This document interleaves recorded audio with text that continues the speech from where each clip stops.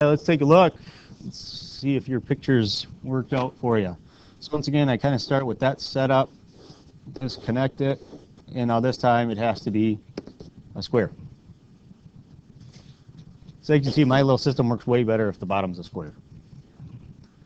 So it says that it has a slant height of 17, and you know, I'm going to show you that I'm not kidding. I always go over to this face. It just seems to work out the best. Slant height of 17 inches. Then it says it has an actual height of 15 inches. Does it make sense that the actual height is less than the slant height? Yes. Yeah, because the slant height is kind of sliding down that face, where the actual height is just basically if you were falling down. Okay, and so that does actually make sense. So it would be somewhere in there like that, and that's 15 inches. This one wants the surface area or total area, whichever way you want to talk about it. And that says to find the lateral area and add on the area of the base. So let's fill in what we know. 1/2. Do we know the perimeter of the base? No. Do we know the slant height? Yeah, what is it?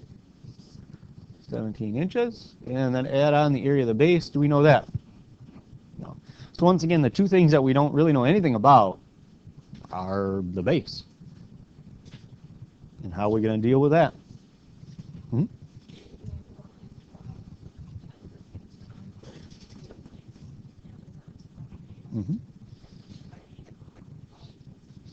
Yep, perfect. Now I know that this is a right angle over here, but that's with this side. Okay, so we don't need that one necessarily right now. So once again, I will draw out that triangle for you so that you can see it. Here's your right angle, here's your 15, here's your 17, here's again what you don't know. This is another triple, but if you don't know it, well then you go through the math. In the math we would go through, x squared plus 15 squared equals 17 squared. Okay? And you follow through that math, and to save some time, I will just jump to the answer here because we've done that enough. X is 8, which means that distance right there is 8. Well, how does that help? If that's our base, we basically just found out that that was 8 from the center out. How does that help us find perimeter or area of that thing? Yes? Very good. It means each side here is 16, and in fact, I should have put inches on there, my fault. We know they're all 16 inches. Does that help us find perimeter and area? Most definitely. So I was told in the previous hour that if you add them all up, you get 64. But where does that answer go? If I take 16, 16, and add them all up, that is very good, perimeter, and so that's 64. Would that be inches or inches squared? Inches, because you just added them up. You did not multiply them. So this is a square. How do we find the area of a square? Base times height. So you got to take 16 times 16, which is 256. And you did take inches times inches, so that's why it's inches squared. I would like you right now to go ahead and find that answer, because that 1/2 is worrying me. Like I told you, for some reason, some people are really starting to mess up with that type of multiplication. They're trying to distribute it to both numbers, and you really shouldn't do that. So go ahead and try and figure out that answer on your calculator right now, or if you want to do it by hand, that's fine.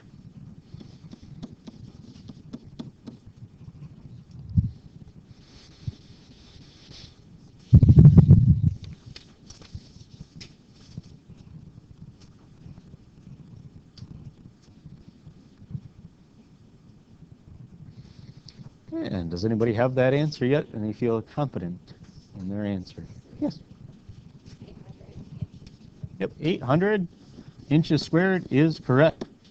If you did not get that answer, you'll have to call me over. We'll take a look at exactly what it is that you typed in and what math you did that got you to something other than 800 square inches. Okay. Any questions so far? All right. I'll stop by some other time. Okay, we got ice cream cones. I like to put real life problems on there because it doesn't necessarily say if you need lateral area or total area. You need to figure that out. When a company packages the ice cream cones, you know, they kind of stack them together for efficiency. And then if you work at, say, I know some of you work at like a Dairy Queen or something like that, you know that you have them in a stack and you just kind of pull them out. A lot of times, though, they know that you're probably not wearing gloves where you work, and so they wrap some paper around that ice cream cone so that you're not touching somebody else's ice cream cone. It doesn't always work out that way, but a lot of them do. And that's what we're saying here. They put some paper around it so that it was covering it up. So for our purposes, we're going to say that we had a waffle cone, because the waffle cone most resembles the actual cone we're talking about. And the easiest way to draw a cone is to just put an oval and then down from there go to a point. And it probably makes more sense to draw it this way than upside down for this problem because we are trying to put ice cream in it. So it says the diameter is 6 centimeters. All the way across this is 6 centimeters. The slant height is 15. Again, there's no lateral edges with these. The slant height you can draw pretty much wherever you want. And seeing I'm right-handed, I'm probably going to draw it over there. This formula, once again, is much more specialized. But which formula are we using? Lateral area or total area? Which one? I heard somebody say total. Total. We're trying to find how much paper we're going to need. So then the question is, do you put paper across the top of the cone? No, you do not. No paper across the top, because then once you put the ice cream on it, people will be eating paper. So no, the paper is actually normally just around the side, so that would be lateral area. We don't want to put paper across here, because then once you put the ice cream on top, that isn't going to work out very well. And plus, we can't really stack the cones together. So lateral area, pi, r, l. Do we know any of that? Well, we know pi is a number. Do we know the radius? Yeah, it's 3, right? Centimeters. And do we know the slant height? Yeah, 15. So in this case, we were actually given pretty much all the information we needed. Here's where you'd have to read the directions. If they say exact, you would take 3 times 15, which is 45. You would leave the pi, and then you'd put centimeters squared if they said exact. If they said to round, well, you'd go ahead and you'd multiply it. You would just take pi times 3 times 15. And what would we get? 141.4, I've been told. And centimeters squared because you took centimeters times centimeters. That, again, is where you have to read the directions. One of those two answers is more than likely going to be what you need.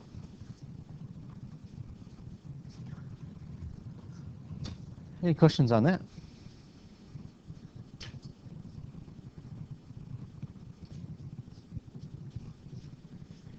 Now, there is a typo in this particular example, and so we will have to fix it, so hopefully you weren't working too far ahead.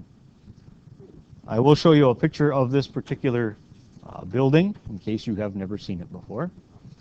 I'm not sure the word gigantic really covers it, but the base of the pyramid is square edges with not 606, but 646 feet long. Keep in mind, basically from me to the back of the room is about 30 feet. And this is 646 feet on each side.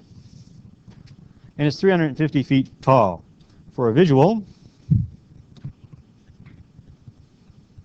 it's about what it looks like. Now keep in mind, this obviously is a palm tree. To give you some reference, there is a person standing right here that's relatively close to that palm tree, but this person is way closer to the camera than they are to the hotel. That gives you some reference for the size. That's a hotel and casino. Now another thing is you could agree then gigantic black pyramid, correct? As the problem said. And do you see any, say, window frames around it? No, that's because they retrofitted it to the inside. The frames are on the inside, the glass completely goes around. Okay. And so we're going to find out how much glass that took. We're going to do surface area, not volume of the glass, because it is actually pretty thick, because I can already see some of you wondering if you could break one of the windows. It's pretty thick, so you have to really want to break that. And just so you know, yes, this is lighter up here because there's a light that they put on at night, but they do have to turn it off every once in a while or it'll melt the glass. That's how hot the light gets. So here we go. Let's draw our picture. And we will use black just because it's supposed to be. So once again, here we go. And there it is. So 646 feet on each side. I think we get the idea. I don't think I necessarily have to do all of that. We know that it's 350 feet tall. So that would be right there. Oh, we could look that up. If you wondered how long the actual pyramid in Giza was, we can look that up. Again, we're not trying to fill it, we're just trying to cover it. Now the question, once again, this problem says nothing about lateral area or total area. That is our job to figure that out. When you took a look at that, where was the glass? On the sides. Was there glass on the bottom? No. In fact, it does go down into the earth, so there is no glass on the bottom. So we are doing lateral area. 1/2 perimeter times L. What's L again? Slant height. Oh, well, we don't really know that. But we're off to a good start because we can calculate the perimeter, and then we'll have to figure out slant height as well. We know that we've got 646 on each side for that base, and we have 4 sides. So what is the perimeter of the base of this particular pyramid that you see? 2,500 and what was it? 84. And what would the label on that be? Feet. Well, now we run into a slight problem. Slant height. We don't have it. Do you agree if I drew it in my usual spot, it would be right there, correct? If I drew it in my usual spot, that is our question mark. I'll put a little L there for slant height. How are we going to get that?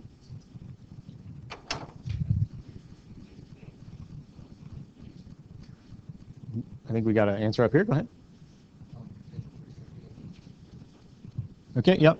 Basically, we're, again, going to form that same triangle we did before, but now we just have different information missing. So I'll draw it down here. We know that's 350. This is our slant height. Well, how do you figure out that bottom then? Divide what by 2? Yeah, take 640, because that's halfway across, right? Because we're saying that if we had this, we have to basically do that, right? And we know 640, well, what is half of 646? 323? And what I want you to do right now is calculate that slant height. If you've already done it, just wait a little bit. I think we know it's going to be more than 350. I'll give you a second. We'll pause it. All right. Anybody come up with that number?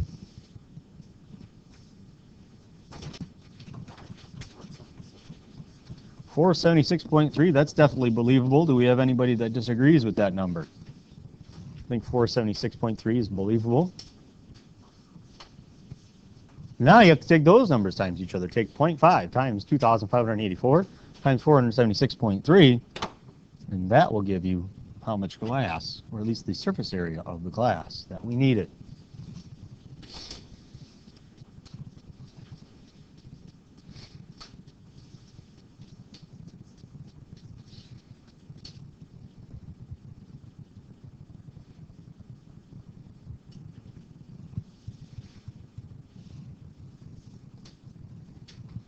And does anybody have that number?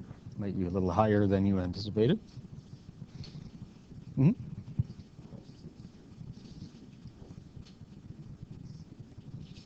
Was it 615? Okay. And what was it? So we'll say 380 if we round to the nearest square foot. Well, once again, that's something that's very difficult for you to visualize. What's that? No, I just did just for our purposes here. So, and I would always read the problem. If it says nearest tenth or something like that, do it that way. Visualizing very hard. We could either convert it to square yards and relate it to the football field, or relate it to the floor of this room. Remember, we approximate the floor of this room to be about what? It's 30 by 20, so it's about 600 square feet. So why don't you just divide that number if you still have it on your calculator? Divide it by 600, and that's how many times you could cover this room, the floor of this room with the glass. How many times could you cover the floor of this room?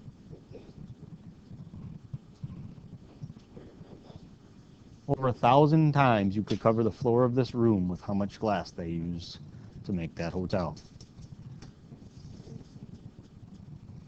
Yeah, and I'm assuming it's probably at least this thick, an inch thick easily. Okay.